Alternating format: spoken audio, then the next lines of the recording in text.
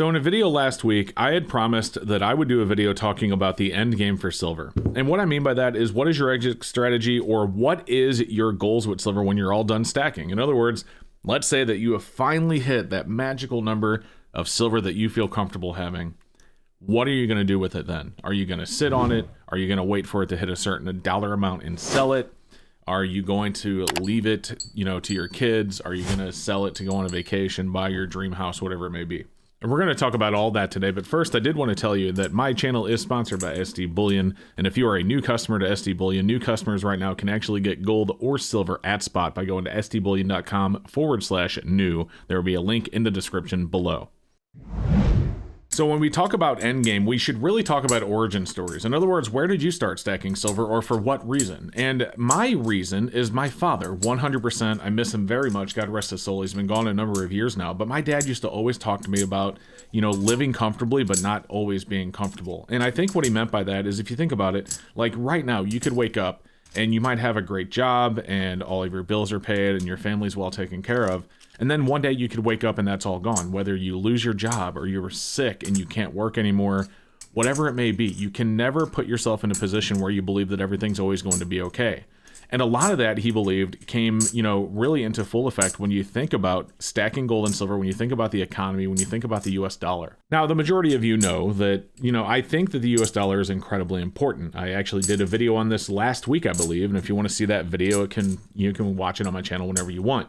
But it's very important to have dollars for emergencies, like I just said. For example, you wake up one day, you're sick. You wake up one day and you've lost your job. You want to make sure you have that nest egg, if you will, so that you aren't forced to sell your gold and silver. The gold and silver really, in my opinion, and of course I'm not a financial advisor, but the gold and silver for me, I'll just say for me, is really there in case there's ever a day where it's the other side. Like, your job's fine, but it's also not, because the US dollar has lost a lot of its value. We went through some sort of economic crisis. The dollar loses its status as the world's reserve currency. That is a situation where you don't want to have all your money in dollars. You want to be prepared. You don't want to be comfortable. Because the truth of the matter is, you can peel back the curtains on what's going on in the US right now. And obviously there are a lot of people out there struggling. No one's arguing that. But if you look at it from a broader picture, overall, the U.S. looks like it's kind of okay. I'm not saying everything's perfect, right? It's far from it. Inflation is still up. You have a lot of people that are struggling to make ends meet. But at the end of the day, if you peel everything back, the majority of Americans are still, living comfortably.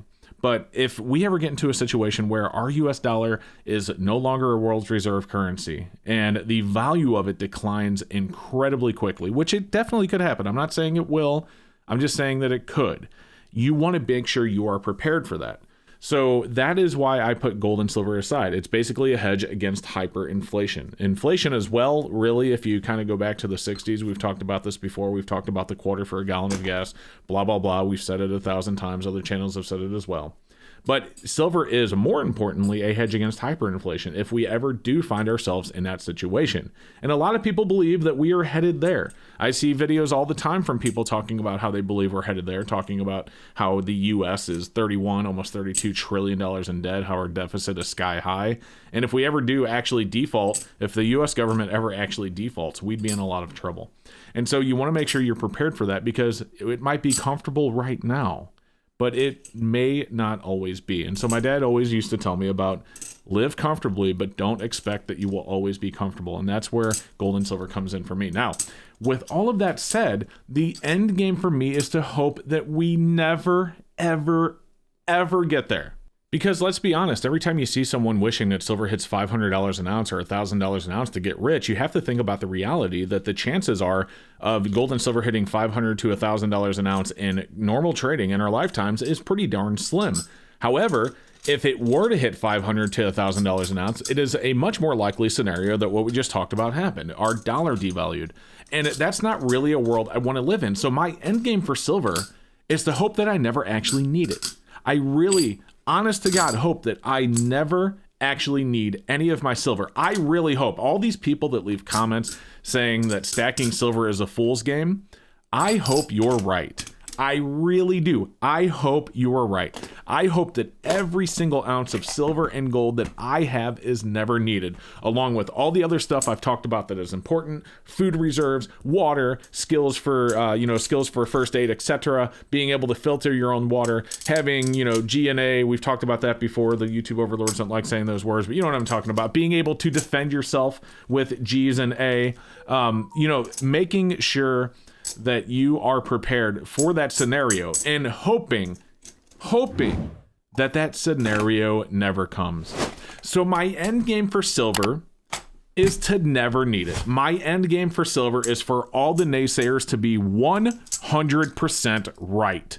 I want every single person that comments on my videos saying that we're all idiots, that we are all stupid, to be 100% right. I want to be stupid. I want to be wrong, because I don't want to live in a world where I'm right. I really don't. I would much rather just live comfortably like I am now, put my gold and silver aside, and then when I'm dead, my kids can take it and do what they want with it. If they don't feel the same way I do, they can sell it and put it towards whatever they need. I mean, I don't really like when my kids fight or argue, but I hope that one day I'm up in heaven looking down from above, watching them fight over the gold and silver that I left them, because ultimately I never needed it, and the world is still in a place where they can live comfortably and they don't necessarily need it themselves. Or maybe they'll believe like me and they'll continue to stack it, which I hope that they do, in case that scenario ever happens to them. So I kind of instill in them the same thing that my dad instilled with me.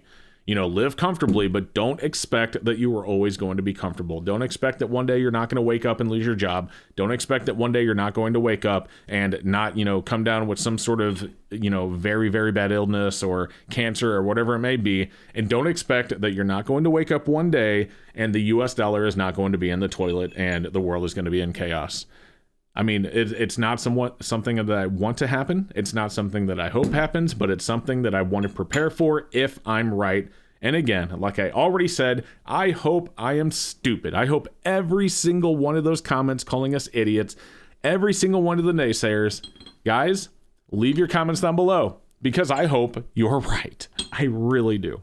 And obviously, we're going to cover other topics. We're going to hit on some of these points as well in the future. But remember, I have said, and this is, of course, my opinion, but every time that someone talks about silver hitting even $100 an ounce, remember that it's not that silver is going to be worth 100 of today's dollars. It's that 100 of today's dollars is only going to be worth 1 ounce of silver. In other words, the value of the $100 bill will come down to a point where it's only worth 1 ounce of silver. You can only buy 1 ounce of silver with it. And that day, silver, in my opinion, will probably still buy you roughly the same amount of goods and services as it can today. It's just that $100 bill can't. It can just buy you less. And that's what we talk about with hyperinflation and more. So let's put it to bed by covering up this piece of silver.